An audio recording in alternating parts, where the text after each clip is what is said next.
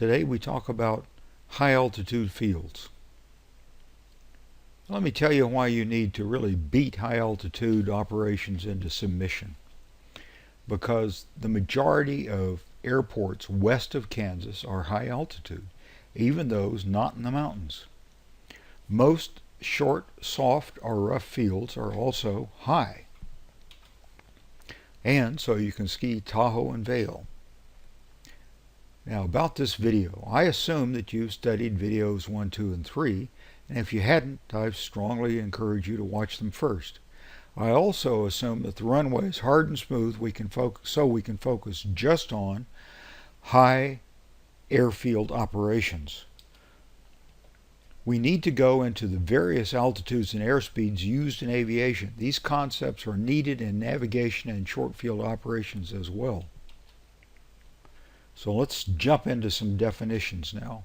Here are some airspeed related definitions. ASI, airspeed indicator, a pressure gauge that measures the difference in static and dynamic air pressure. CAS is also calibrated airspeed, is the knots indicated airspeed corrected for the airspeed indicator's imperfections. Dynamic pressure, the total atmospheric pressure, including that caused by the airplane's motion. KIS, what your ASI tells you, calibrated in knots. The pitot tube, a tube that faces forward for the purpose of measuring the dynamic pressure of air being rammed into it by the airplane's forward velocity. TAS, true airspeed, how fast your airplane is going through the air. Altitude-related definitions. Altimeter, a pressure gauge that displays absolute or static atmospheric pressure calibrated in feet. A Colsman window, a small window with a knob used to adjust the altimeter for barometric pressure. Static pressure, atmospheric pressure independent of the airplane's motion. Static port, a tube facing perpendicular to the airplane's motion for the purpose of measuring the static pressure of the atmosphere. Pressure altitude, the altitude reading when the Colsman window has been set to 29.92 inches of mercury. You need to remember that number because that is the standard day at all altitudes barometric setting. Density altitude, pressure altitude adjusted for the OAT. The OAT, outside air temperature measured in Celsius, also in Fahrenheit.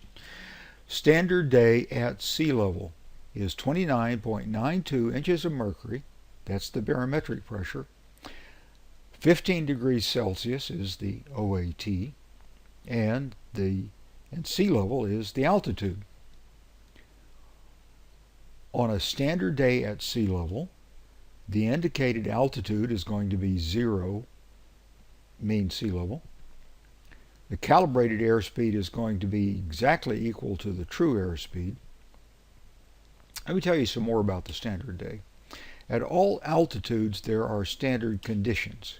For every 1,000 feet of altitude, atmospheric pressure drops by essentially 1 inch of mercury.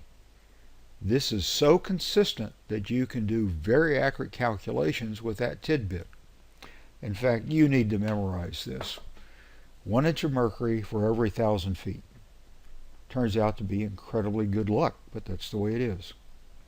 Another bit of useful trivia is that in a dry air mass, one that is not, in other words, not in a cloud, it doesn't have to be perfectly dry, just not in a cloud, the temperature lapse rate is 2 degrees Celsius per 1,000 feet. It's actually 1.98, but forget about the 2/200ths of a degree. You can use 2 degrees Celsius on a written test and get the FAA's answer. It's also a very practical number to use. All this tells us that a standard day at 5,000 feet would be 5 degrees Celsius, and mercury barometer would read 24.92 inches of mercury. Since your altimeter is a barometer calibrated in feet with an adjustment calibrated in inches of mercury, you will adjust your altimeter to 5,000 feet and expect the Kollsman window to read 29.92 inches of mercury. Now, an airplane performs according to its density altitude. You can calculate your density altitude with any flight computer, from a World War II E6B style of rotary slide rule to a digital flight calculator. I actually use an E6B because I can do it with one hand, and it's accurate enough. Density altitude is the best indicator of an airplane's performance. Performance charts show you takeoff distances, maximum engine output, range, cruise true airspeed, best angle of climb, best rate of climb, etc., as a function of density altitude. Now, density altitude and standard day have a relationship. I assume you calculate your density altitude and it is 11,000 feet MSL. All you need to do is check your manual for information about your airplane's performance at 11,000 feet. Not all manuals explicitly give you standard day performance data.